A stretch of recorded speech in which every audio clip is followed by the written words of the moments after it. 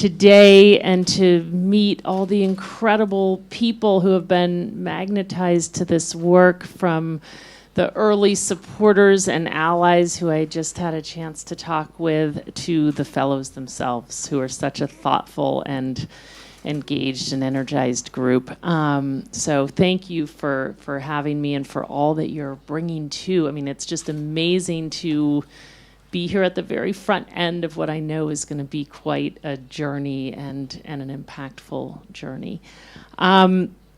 So yes, I would never have thought 27 years ago, when I was a 21-year-old at Princeton University and thought of this idea, that it would take me to Ukraine. This came to me because, well, our generation was called the me generation. So everyone thought we just cared about ourselves. We only wanted to go make a lot of money and work on Wall Street. And I knew that this was not true. I felt like I was one of thousands of people who were just searching for a way to make a real difference in the world. And I had become really focused on just the extreme inequities in our country, a place that kind of considers itself to be a land of equal opportunity and really, really is not one. I mean, where kids are born predicts really where they end up as much or more as any developed country in the world. And so one day I just thought of this idea, why aren't we being recruited as aggressively to commit 2 years to teach in our lowest income communities as we were being recruited at the time to commit just 2 years to work on Wall Street. So that was the initial spark. I became very obsessed. I've been obsessed ever since. Thankfully, you have to write a senior thesis if you're a student at Princeton, and so I decided I'll propose this in the thesis. And as I did that, and researched it and thought more and more about it, I became all the more determined that it just had to happen. That channeling the energy of this kind of rising generation of folks into classrooms in low-income communities would make such an impact for kids growing up today, but also knowing that those first 2 years they're so influential. I mean, my friends from the classes before all thought they were just going to go work for banks for 2 years, but that would lead to business school and back into those firms. And I just thought, this will change everything. Like, if we can get some of the most promising future leaders to teach for 2 years first, we'll change their career trajectories, we'll change the consciousness of the country, their priorities. So that was the idea. As I shared earlier with a few people, it was one of those things that was just meant to happen. It was very, very quickly, far beyond me. The timing was perfect. Anyway, 27 years later in the U.S., 50,000 people have actually done this over time in about 53 different kind of urban and rural regions across the country. They've made a real impact during those 2 years, and a lot of studies show that. But maybe most importantly, they never leave the work. 86% of them are still full-time doing kind of mission-related work. 2/3 of them in education and another 20% in, say, public health or policy or, related things that really relate to ensuring all kids have an equal opportunity. The best part of the journey, though, started about 12 years ago when, I really had my head down and was just focused on the U.S. We have still massive, massive inequities and problems in my country. I wasn't thinking about anyone else out there, but there was something in the water, and within 1 year, I had met 13 people from India to Chile who were just determined to do something similar in their countries, and they were looking for help, and one thing led to another, and ultimately we decided to launch the Teach for All network, a network of independent, locally led, funded organizations that would share a common purpose, like the purpose of, as we think about it, developing collective leadership to ensure all children fulfill their potential.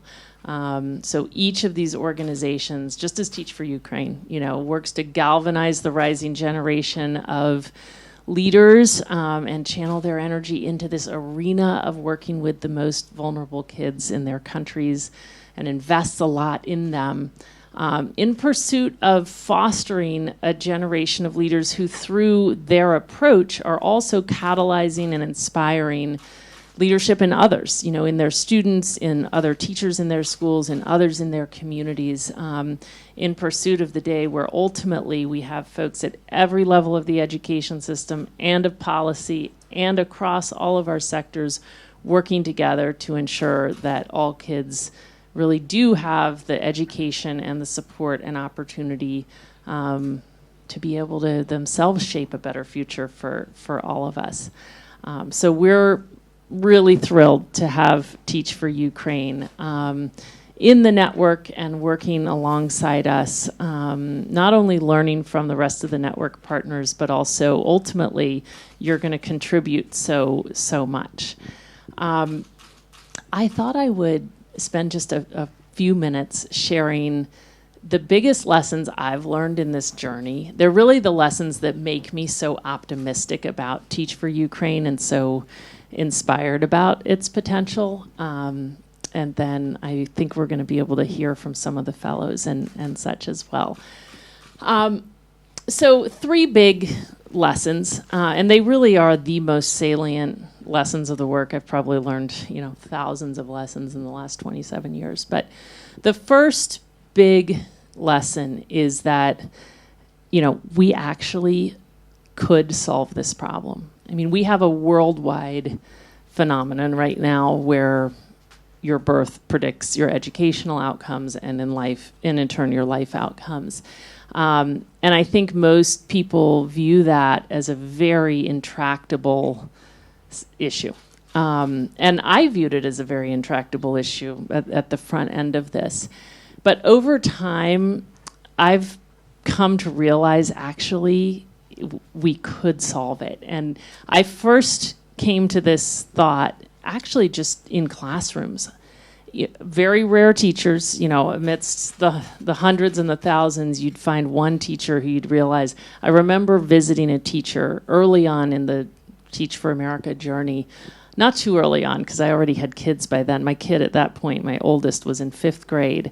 And I remember visiting a school and a class of 5th graders in a very low-income community and realizing that this teacher who had worked with the kids for 2 years had her kids performing way above my kids' 5th grade class on the Upper West Side of Manhattan. And that was just a little microcosm. Like what that very heroic teacher was able to do with those kids shows us, right? Like that it's not the kids. Like that when you provide the kids when you meet them with the kind of expectations and the support that they need, they really excel at a high level.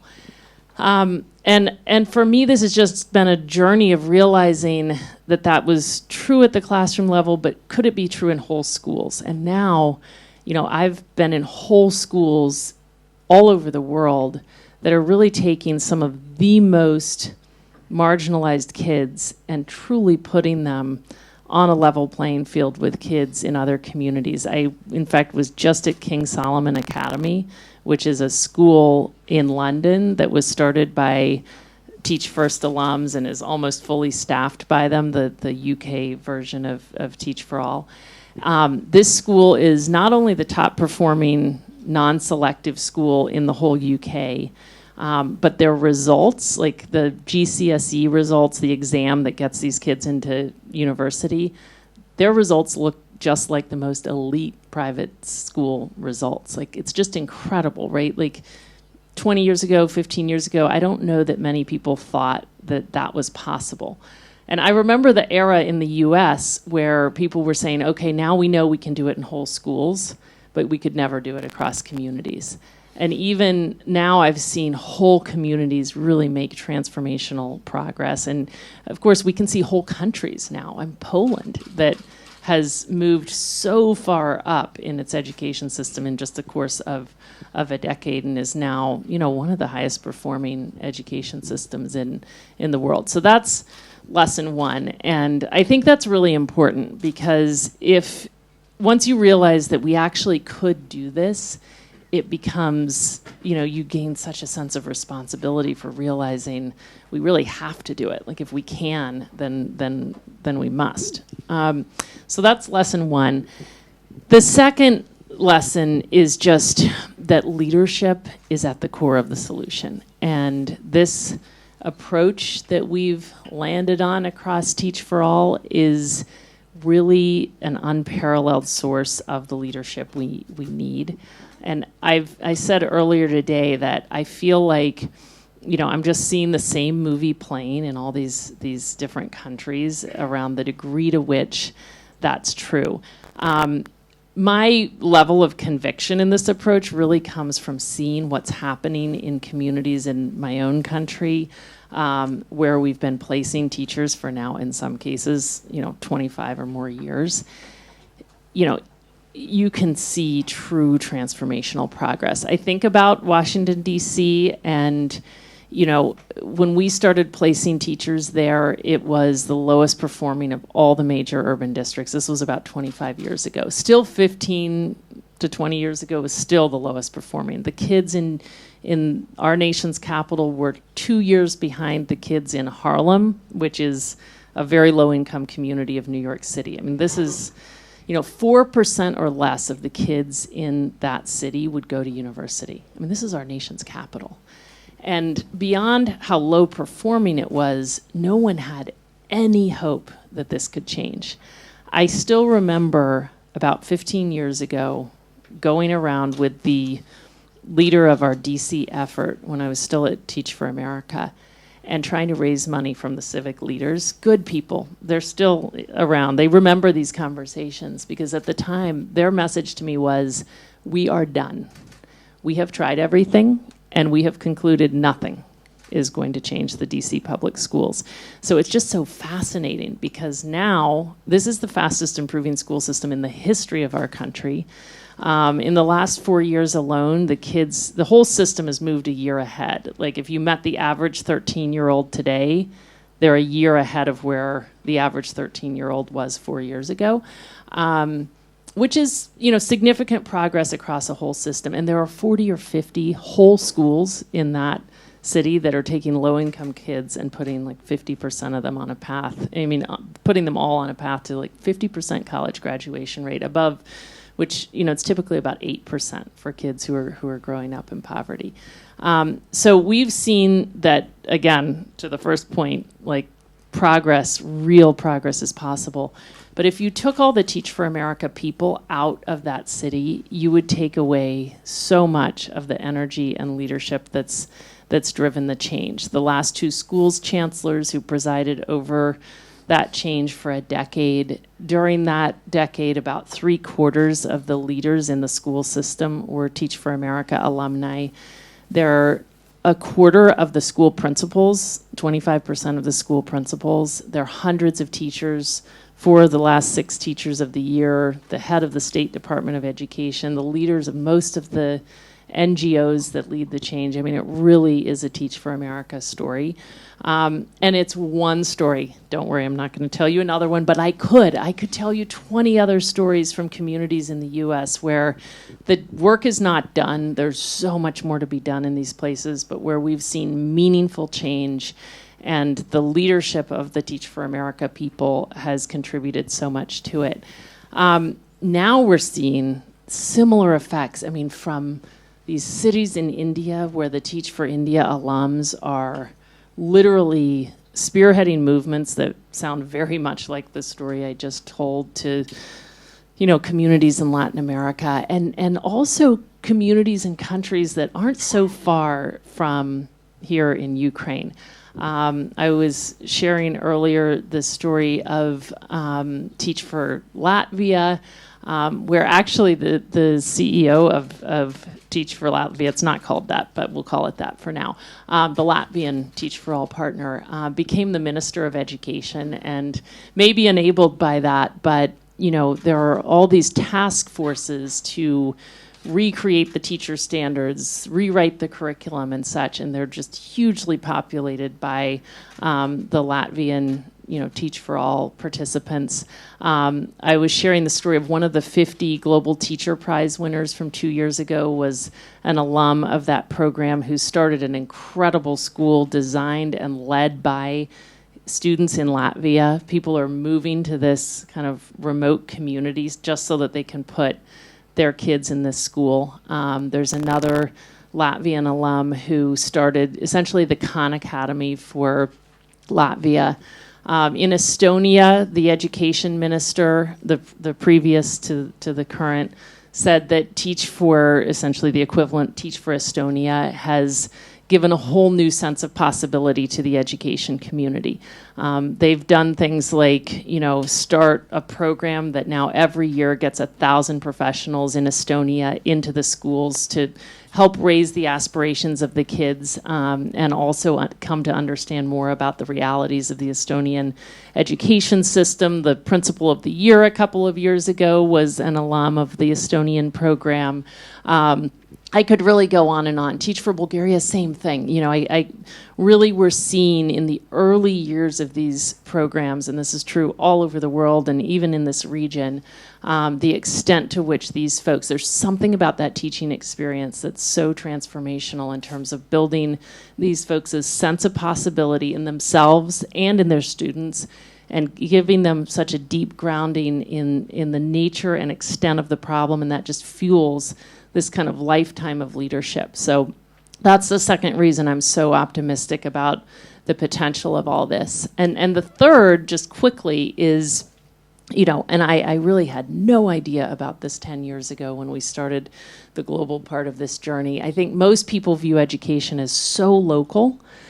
What I've come to realize in this effort is that as diverse as countries are and cultures and contexts are, the roots of the issues we're addressing are really so similar. Truly the challenges, the circumstances of the most marginalized kids from country to country look a lot more similar to each other than they do to the more privileged kids in their country.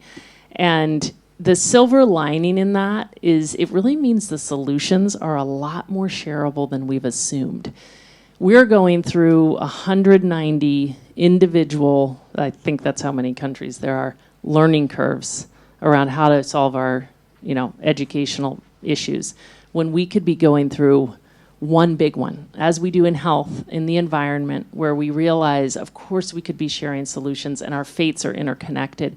The same is true in education. And what we're realizing is that we're really onto something with this idea of creating these growing forces of local leaders and leaders who are deeply rooted in their own countries and can therefore contextualize things to their own countries, but who also are globally informed and are part of a network of leaders who are actually learning from each other so that they can see what's working in other places and what's possible and bring that back to their countries, even while they innovate and inspire change across the world.